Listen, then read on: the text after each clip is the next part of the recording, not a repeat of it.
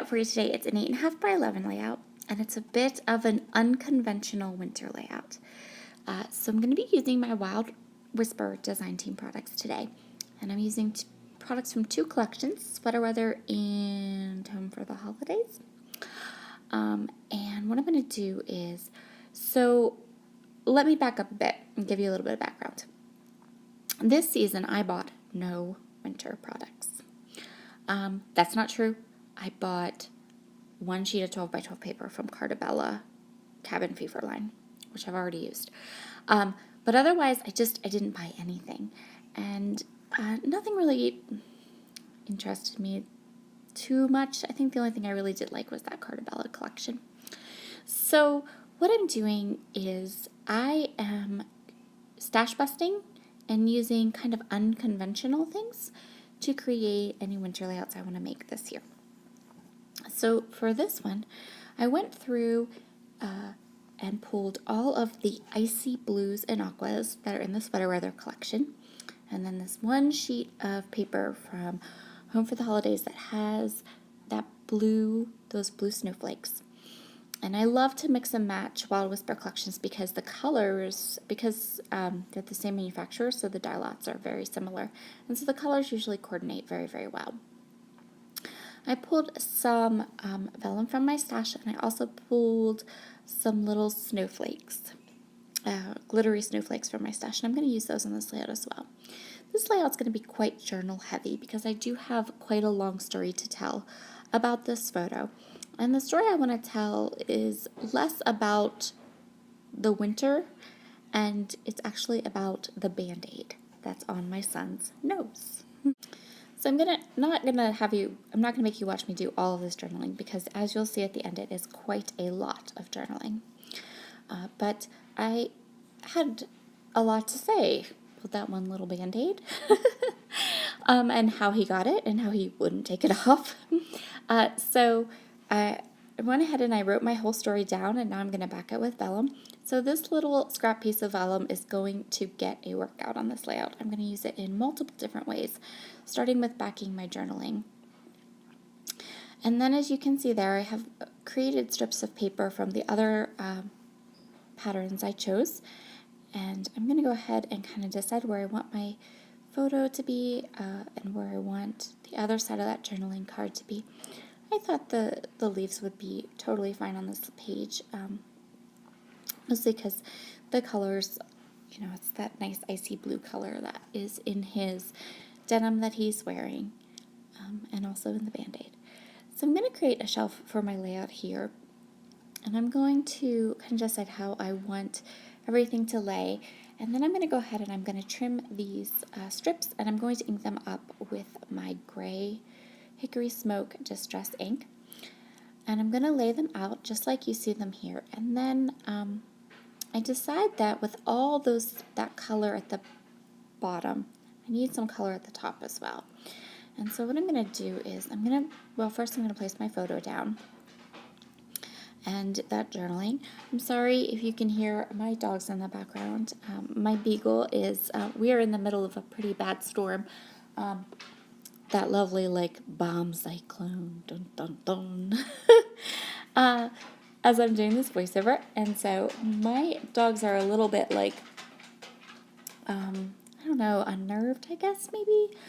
And my older beagle, he has arthritis, and I know that the pressure is making me feel terrible.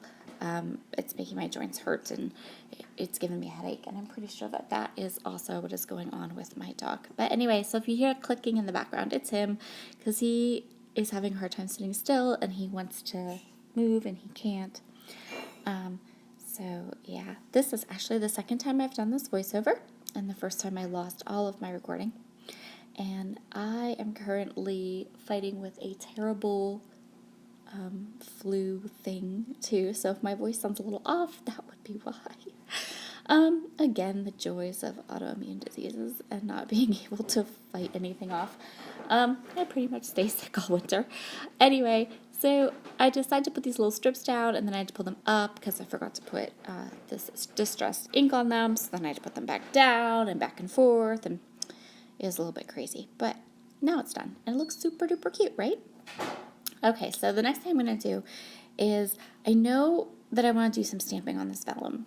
And I pulled tons of stamps out because I love my Wild Whisper stamps, and I wasn't sure which collection I'd want to use or which stamps I want to use.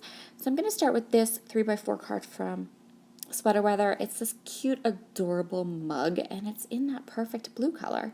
So I'm going to go ahead and pop it like right underneath my journaling because I thought it was just a nice icon. And the stamps that I'm going to end up working with is this one, which is from the Home Sweet Home collection. And so what I'm going to do is, I need to decide what stamps I want to use. And so this particular layout is heavy on journaling, but not heavy on titling. I'm just going to use that little stamp that you see down at the bottom. So what I like to do is I'm pulling my stamps off and I'm kind of deciding where I want them to go. I'm not sure, and for me, placement is easier if I pull the stamps off and just know what I'm going to stamp and where it's going to go when I stamp it. And so that's what I'm deciding on right now, just where I want things to go and how I want them to look. And so I could have used my stamp platform from this, but I wanted to stamp on vellum, and stamping on vellum is a little tricky. So the best way that I stamp on vellum is StazOn ink, washi tape, and tape the vellum to the table. Nothing moves, nothing gets messed up. And always use StazOn. And even when you use StazOn, give it a bit to dry, just a little bit to dry, because it does dry fast, but it doesn't dry immediately like it does with a lot of other elements. So the only problem I ran into here was that there's a dip in my table, and apparently I had put the vellum like right where that dip is. And so I was I couldn't get the stamp to like contact with the paper right there. So easy fix, just pull it up, move it over. I have this problem when I use my stamp platform too. I actually think what I need to do is like flip my table around so the dip's on the back of my table and not at the front of my table. And don't ask me where that dip came from. I think I overheated the table with my heat gun when I was embossing one day, and it created a dip. So I'm going to switch inks now to my VersaFine. I really only use my StazOn when I really, really have to, because I just like the way the VersaFine stamps a little bit better. And if you stamp on vellum with VersaFine, please know you need to let it dry for like half an hour because it will stay wet for a really long time on top of that vellum, but the StazOn dries fairly quickly within 2-3 minutes. So I went ahead and I stamped, that's going to be my title, Home is My Happy Place, because it's appropriate for this particular child who doesn't like to leave his house, number one, and number two, these photos were taken at home at our house, so it all worked out. So the next thing I'm going to do here is I'm going to go ahead and fussy cut out some of these vellum elements. So elements like this little teacup, and then that little, I don't know what that is, that ornate, I don't know, it's an ornate triangle-y thing. That's what I'm going to call it.